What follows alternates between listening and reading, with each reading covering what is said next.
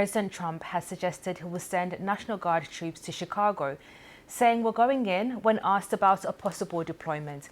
The president has claimed crime is out of control in the city, even though FBI data shows the murder rate falling in recent years. Mr. Trump has already deployed the National Guard to Washington, D.C. BBC Verifies Nick Beake examines whether he can do the same in Chicago. Chicago is a hellhole right now. Chicago is the latest city in President Trump's sights after he sent National Guard troops onto the streets here in Washington, D.C. as part of his crime crackdown in the capital. So, can he repeat this in Chicago?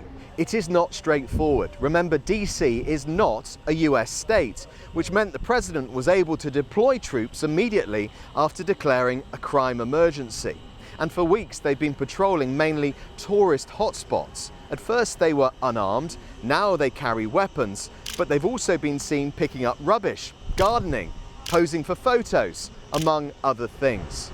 But Chicago is part of a state, and the president's power can be limited by a 150-year-old law called the Posse Comitatus Act.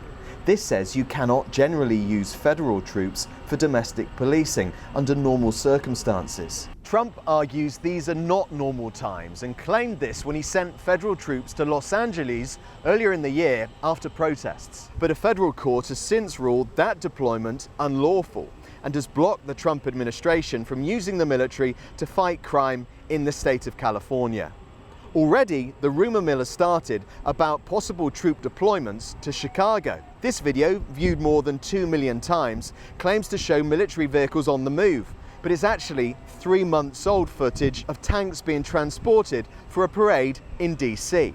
But if and when the National Guard are sent into Chicago, what can we expect to see?